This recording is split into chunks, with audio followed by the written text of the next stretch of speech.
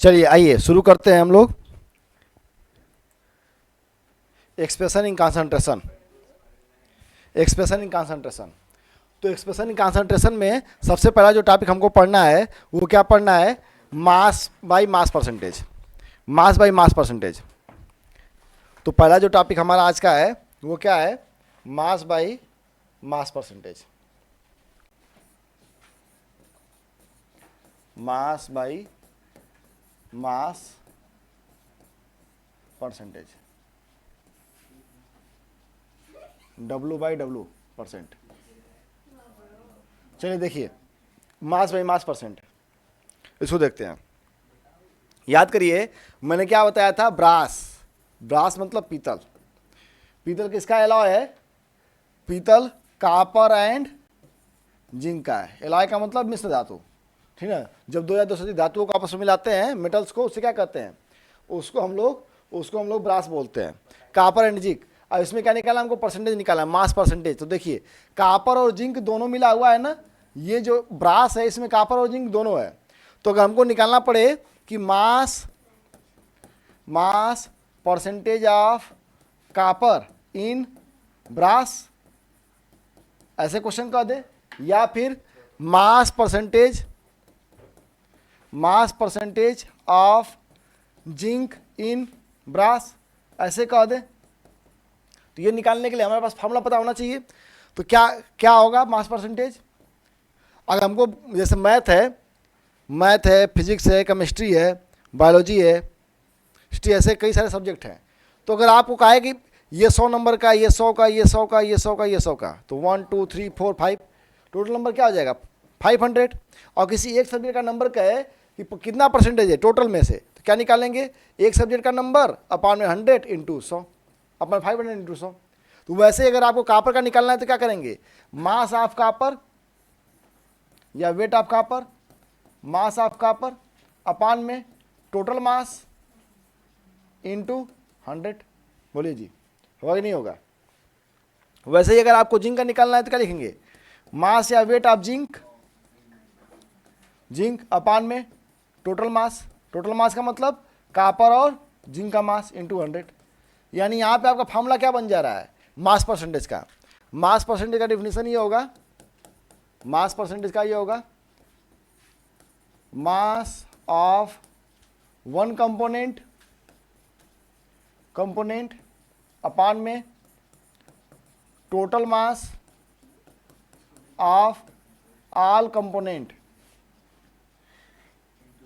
Components into 100। इसको denote करने के लिए मैंने क्या बताया? W बाई W परसेंट, इसको डिनोट किया जाएगा, ठीक है। इसके बाद अगर मान लीजिए कि ये तो दोनों सॉलिड था, एक सॉलिड रहे और सॉलिड को लिक्विड में डाला जाए, तो उसे क्या कहेंगे? Mass by volume. Mass by volume percent. इसको कैसे डिनोट करेंगे? W by V percent. तो इसमें क्या होगा? क्या बोलेंगे? मास ऑफ वन कंपोनेंट, फिर से वही होगा, mass of one component upon में total volume of component, total volume of all components into 100। तीसरा अगर ऐसे आ जाए, लिक्विड को लिक्विड में, जैसे दूध को पानी में, चाहे पानी को दूध में डाला जाए, तो क्या होगा? वॉल्यूम बाई वॉल्यूम परसेंट, यानी V बाई V परसेंट। तो क्या कहेंगे? Volume of one component shortcut में लिख देते हैं, upon total volume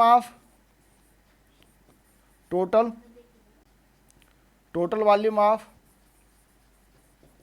all components into 100। ठीक है, बातें क्लियर है? इसमें कोई डाउट? ठीक है, चलिए तो हम आगे बढ़ते हैं। अगला जो आएगा ppm आएगा, parts per million. ppm parts per million. Parts per million क्या होगा? Ratio of mass of one component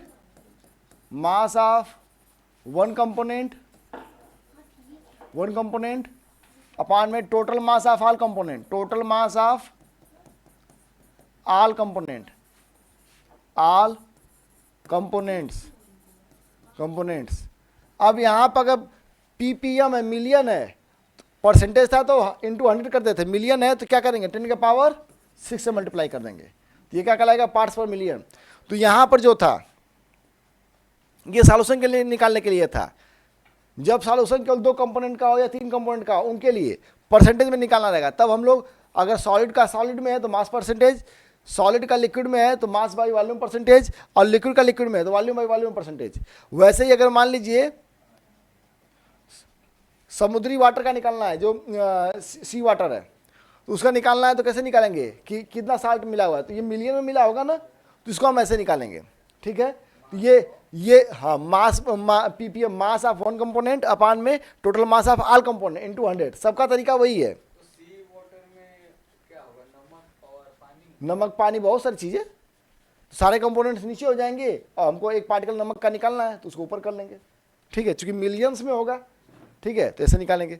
चलिए, ये तो थोड़ा बेसिक वाला था। अब इसके बाद जो बताने जा रहा हूँ वो इंपॉर्टेंट, उस पर क्वेश्चन भी दिया हुआ है।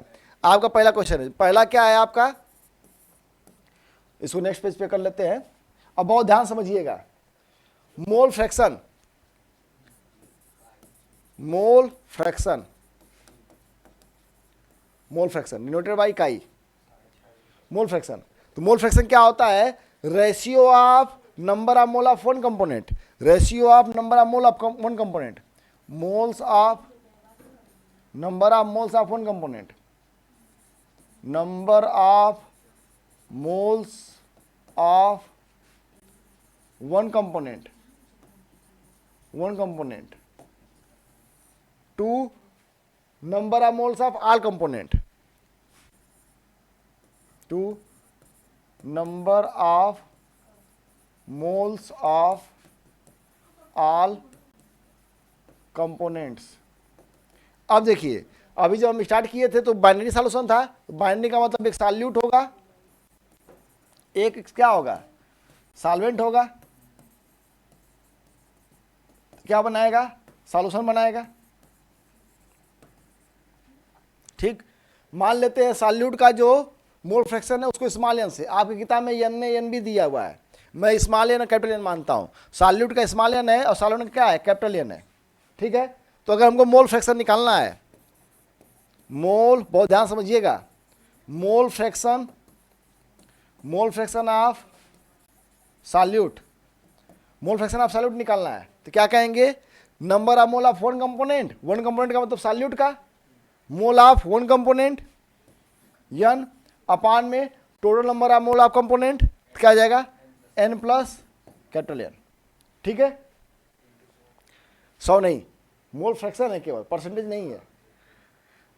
मोल फ्रैक्शन ऑफ, अगर सॉल्वेंट कह दे तो मोल ऑफ सॉल्वेंट अपान में टोटल नंबर ऑफ मोल्स,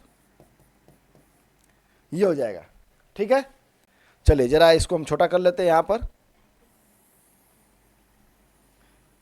चलिए इस चीज़ को हम छोटा करके यहाँ पर ऐसे लिख लेते हैं, छोटा करके इसे छोटा कर देते हैं। देखिएगा इसको मैं छोटा क्यों कर रहा हूँ अभी बता रहा हूँ, ये समझ में आ रहा है बात। चलिए, हम लोग एक फार्मूला पढ़े हैं, मोल इक्वल टू, पहले चैप्टर में पढ़े थे, मोल इक्वल टू क्या होता है, वेट अपान में मोलर मास या मॉलिक्यूलर मास। तो अगर हम बात करें n इक्वल टू क्या होगा, वेट ऑफ सॉल्यूट अपान में molar mass of solvent solute. वैसे के कैपिटल N निकालें तो क्या होगा, कैपिटल W अपान में capital M dash, molar mass या मॉलिक्यूलर मास को डैश से मैं कर रहा हूँ, क्यों कर रहा हूँ, क्योंकि मोलरिटी भी कैपिटल M स्मॉल m होती है, मोलरिटी और मोलरिटी। ठीक है, तो यहाँ पे देखिए फॉर्मूला क्या बन जाएगा, अगर हम लोग W दिया हो और मॉलिक्यूलर मास या मोलर मास दिया तो फॉर्मूला क्या बन जाएगा, मोल फ्रैक्शन ऑफ सॉल्यूट का n के साथ हम क्या लिख सकते हैं, स्मॉल w अपान में m डैश अपान में स्मॉल w अपान में m dash plus capital W अपान में कैपिटल M डैश। इस फॉर्मूले को हमने पुट कर दिया, स्मॉल n बराबर क्या है, स्मॉल w अपान में m डैश। हमने इसके स्थान पे ये रख दिया, ठीक है। स्मॉल एन के स्थान पे क्या रख दिया, ये वाला रख दिया, और कैपिटल एन के स्थान पे क्या रख दिया, ये वाला रख दिया। क्लियर है बात? चलिए तो इसको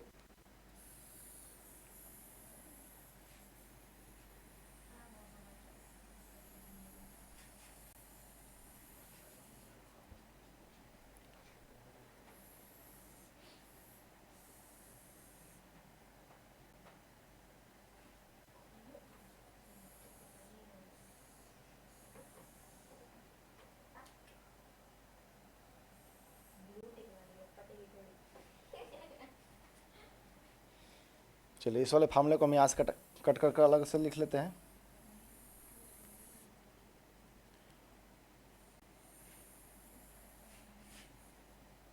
ठीक है, चलिए ये फार्मूला यहाँ पे बन गया। इस वाले फार्मूले को हम यहाँ पे देख लेते हैं, इसको कट कर लेते हैं ये नोट में।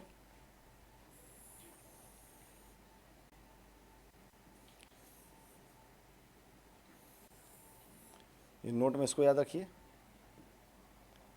और एक को कट कर लेते हैं यहाँ पर।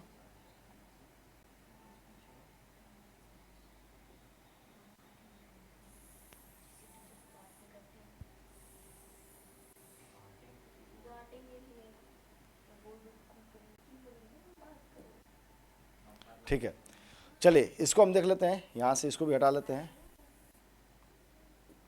ठीक है, अब इसका हमको लिखना है तो क्या लिखेंगे, ये कैपिटल एन बराबर क्या है, कैपिटल डब्ल्यू अपान में एम डैश, तो कैपिटल डब्ल्यू अपान में कैपिटल एम डैश, और स्मॉल एन बराबर क्या है, स्मॉल डब्ल्यू अपान में एम डैश, तो स्मॉल डब्ल्यू अपान में एम डैश, और प्लस क्या आ जाए कैपिटल डब्ल्यू अपान में कैपिटल एम डैश। तो ये आपका फॉर्मूला बन गया, एक फॉर्मूला ये बन गया, एक फॉर्मूला ये बन गया। क्लियर है बात? कोई डाउट? इस पर आपका पहला न्यूमेरिकल दिया हुआ है एनसीईआरटी में, तो एनसीईआरटी का हम पहला न्यूमेरिकल देखते हैं, वहां पे। चलिए तो हम लोग नेक्स्ट पेज पे देख लेते हैं इसका न्यूमेरिकल क्या हुआ दिया हुआ है। तो अगर पुरानी किताब होगा तो 2.1 होगा आपका, और नई किताब होगा तो 1.1 होगा क्वेश्चन। चलिए तो ये हम लोग यहाँ पे न्यूमेरिकल देखते हैं। इसका जो न्यूमेरिकल दिया हुआ है क्या कह रहा है, गौर से सुनिएगा। कह रहा है calculate the mole fraction of ethylene glycol, calculate the mole fraction of ethylene glycol. Ethylene glycol का formula C2H6O2। Calculate mole fraction of ethylene glycol in solution containing 20% of ethylene glycol by mass. तो क्या कर रहा है 20%, बताने जा रहा हूँ 20% of ethylene glycol by mass. तो देखिए क्या है, calculate mole fraction of ethylene glycol, ethylene glycol का मोल फ्रैक्शन निकालना है, काई निकालना है ग्लाइकॉल का। कह रहा 20%, अगर कहीं बोल दे 20%, 20% का मतलब क्या होगा 20% जो हिस्सा है वो दिया हुआ चीज है, और बाकी जो बच गया वो पानी है। ठीक है, हाँ, यानी यहाँ पे W स्मॉल W का मान क्या होगा 20 ग्राम होगा, 20 ग्राम होगा। कौन 20 ग्राम, इथिलीन ग्लाइकॉल। इथिलीन ग्लाइकॉल जो C2H6O2 है, इसका फॉर्मूला कैसे बनाएंगे, ऐसे बनाएंगे CH2CH2OH, ये OH, ये इथिलीन ग्लाइकॉल है। ठीक है, तो ये क्या है 20 ग्राम है। ठीक, एम डैश इसका निकालना पड़ेगा, जिसको मॉलिक्यूलर मास कहेंगे। कैपिटल डब्ल्यू क्या होगा, कैपिटल डब्ल्यू 80 ग्राम, 80 ग्राम। क्यों, क्योंकि 20 ग्राम जब ये बचा तो बाकी जो बचा 80 ग्राम वही तो सॉल्वेंट होगा, 80 ग्राम।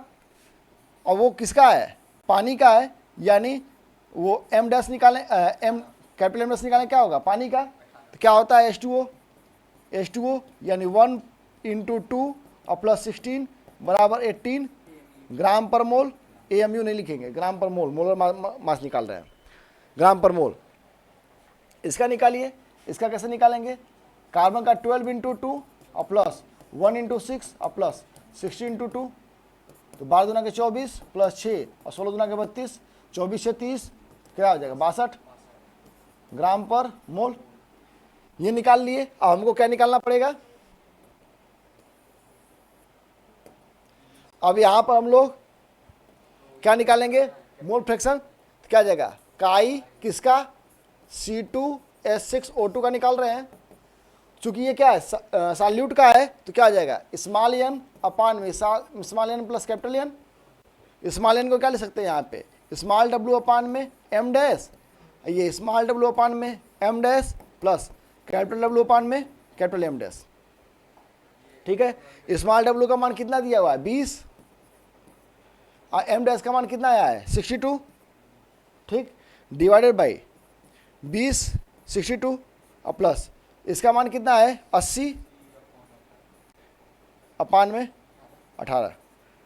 जब इसको आप सॉल्व करिएगा, इसको कट करके सॉल्व कर लीजिएगा, इसको कट कर सॉल्व कर लीजिए, इसको कट कर सॉल्व कर लीजिएगा, और जो आएगा उसको डिवाइड कर लीजिएगा। जब डिवाइड करेंगे तो इसकी जो वैल्यू आएगी वो क्या आएगी? 0.068 आएगी। ठीक है, अब यूनिट लेस होता है, मोल फ्रैक्शन जो होता है, अब इसमें नोट में समझने की बात है, यूनिट लेस क्वांटिटी होती है, यूनिट लेस क्वांटिटी। क्वांटिटी कौन होता है? मोल फ्रैक्शन। मोल फ्रैक्शन क्यों? क्योंकि मोल फ्रैक्शन है तो मोल ऊपर नीचे भी मोल, मोल से मोल कट गया, यूनिट लेस क्वांटिटी है। ठीक है, क्लियर है बात? ये यूनिट लेस क्वांटिटी है। इसका अगर हम लोग याद करिए, अभी हम लोग मान लीजिए कि कोई काई1 था, उसका क्या आया?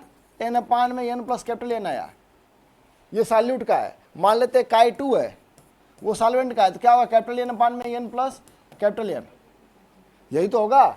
अगर हम लोग सॉल्यूट और सॉल्वेंट को जोड़ेंगे तो हमेशा क्या होगा? 1 के बराबर होगा। जोड़ कर देखिए, एन अपान में एन प्लस कैपिटल एन और प्लस एन अपान में n plus capital N equal to 1। जरा एलसीएम क्या होगा? N plus capital N plus capital N equal to 1। कटेगा तो क्या आएगा? 1 के बराबर। यानी जितने भी सॉल्यूट या सॉल्वेंट रहेंगे सबके मोल फ्रैक्शन को जोड़ेंगे तो क्या होगा? 1 के बराबर। तो ये चूंकि बाइनरी था, 2 था, तो भी 1 के बराबर आएगा, टर्सरी रहेगा तो भी 1 के बराबर आएगा। मैं यहाँ पे चेक करके आपको दिखाता हूँ।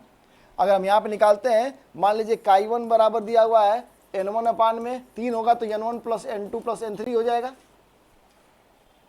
काई2 जो होगा n2 निकालेंगे, यानी n1 plus n2 plus n3। फिर वैसे ही काई3 है तो क्या होगा? n3 बराबर n1 plus n2 plus n3 होगा।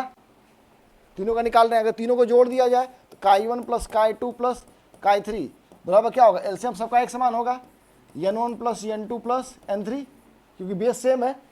ऊपर क्या आ जाएगा? n1 plus n2 plus n3। देखिए कटेगा तो क्या आएगा? 1 के बराबर। यानी सबका मोल फ्रैक्शन का सम क्या होता है? 1 के बराबर। तो यहाँ पर जो अभी हम पीछे बताए थे, यहाँ पर जब इसका सॉल्यूट का 0.068 आया है, तो जो अगर सॉल्वेंट का निकालेंगे, सॉल्वेंट का मतलब H2O का, काई2 H2O निकालेंगे तो क्या आ जाएगा? 1 माइनस 0.068। घटाएंगे तो सॉल्वेंट का आ जाएगा, आएगा कि नहीं आएगा?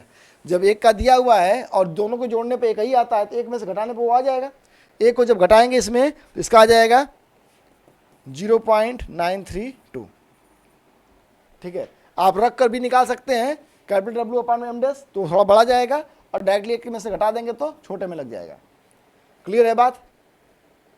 चलिए, तो जो अब नेक्स्ट टॉपिक है उसको देखते हैं। नेक्स्ट टॉपिक क्या है आपका? मोलैरिटी। बहुत ध्यान समझिएगा। तीसरा, चौथा, पांचवा, छठवा, छठवा ही है मोलैरिटी। मोलैरिटी, ठीक है। मोलैरिटी क्या होगा डेफिनेशन इसका? Ratio of number of moles of solute, ratio of number of mole of solute dissolved in 1 liter volume of solution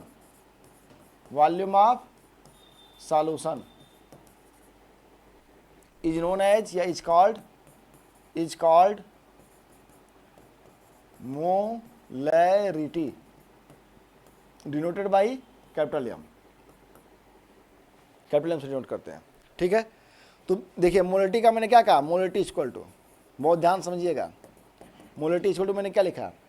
number of mole of solute number of moles of solute, number of mole of solute, इसमें dissolve कर रहे हैं 1 litre volume of solution, volume of solution कितना है 1 litre है, इसमें dissolve कर रहे हैं।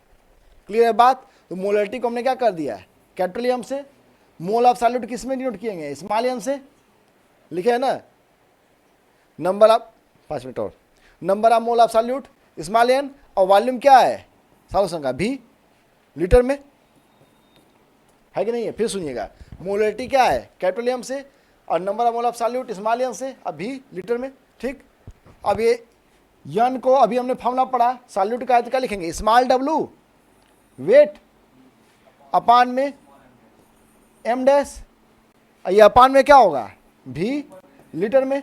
जब ये चूंकि डिवाइड पूरे के तो ये ऊपर चला जाएगा, इसमें मल्टीप्लाई हो जाएगा, जब इसमें मल्टीप्लाई कर देंगे तो ये कहाँ चला जाएगा इंटू भी लीटर में।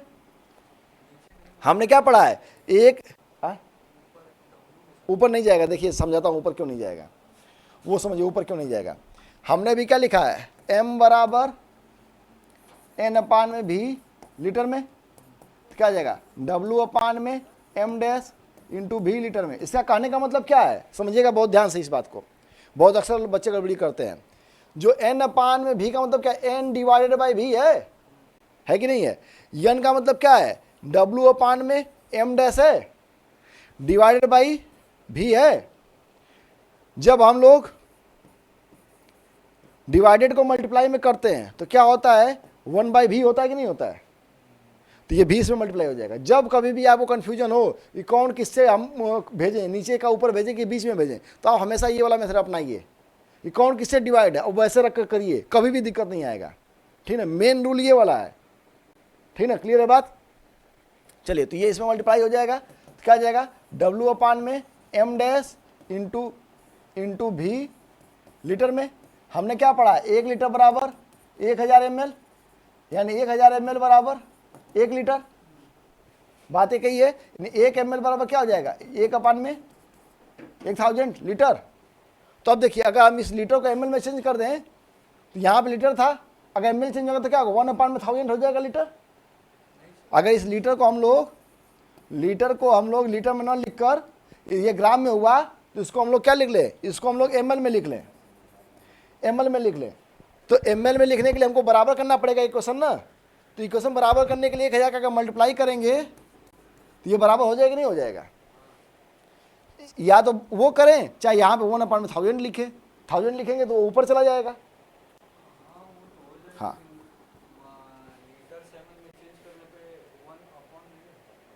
अरे 1 ml बराबर क्या होता है 1 अपान में 1000 लीटर होता है।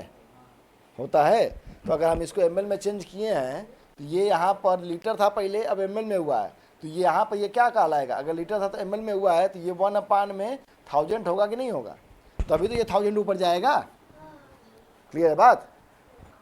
ठीक है, चलिए ये यहाँ पे अब क्या हो जाएगा ml में हो जाएगा। फार्मूला क्या बन गया, ये फार्मूला बन गया, ये फार्मूला बन गया। क्लियर है। इसी का आपका एक क्वेश्चन दिया हुआ है एग्जाम्पल का 2.2। ठीक है, तो ये पहले देख लीजिए फिर उसके बाद क्वेश्चन बताते हैं। अगला क्या है, लास्ट है molality.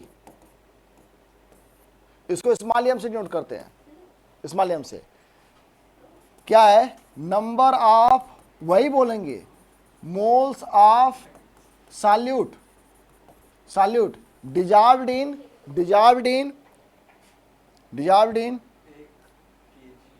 1 kg of solvent, mass of या weight of mass of solvent in 1 kg में। अब दोनों में जाए रिलेशनशिप समझिए, यहाँ पे क्या हो जाएगा m बराबर n अपान में कैपिटल W किलोग्राम में, फॉर्मूला फिर से वही बनेगा स्मॉल w अपान में m डैश, W कहाँ जाएगा बीच में, W किलोग्राम में, और इसको किलोग्राम को जब ग्राम में चेंज करेंगे तो क्या जाएगा W इंटू 1000 अपान में m डैश इंटू W अब किस में हो जाएगा ग्राम में, जिसको ml में हुआ था। क्लियर है बात। अगर इन दोनों फार्मूलों को हम सामने रखा जाए, ये क्या है मोलैलिटी, अगर इसको हम लोग मोलैरिटी को ऐसे रखा जाए, m इक्वल टू, देखिए W इंटू 1000, चाहे अभी ये वाला रहने दीजिए, पहले ये वाला लिखिए, n अपान में v लीटर में। कंपेयर करिए जरा दोनों को, दोनों कंपेयर किए। ये क्या है? मोलैरिटी है, ये क्या है? मोलैरिटी है। ध्यान समझिए इसको, ये मोलैरिटी है, ये मोलैरिटी है। ये क्या है? नंबर ऑफ मोल एब्सोल्यूट है, ये भी नंबर ऑफ मोल एब्सोल्यूट है। Dissolved in 1 litre volume of solution, ये dissolved in 1 kg of solvent, ठीक ना। बस अंतर क्या है? नीचे वाले में अंतर है, ये सॉल्यूट डिजॉल्व्ड इन सॉल्यूशन, ये solute dissolved in solvent. Clear है बात?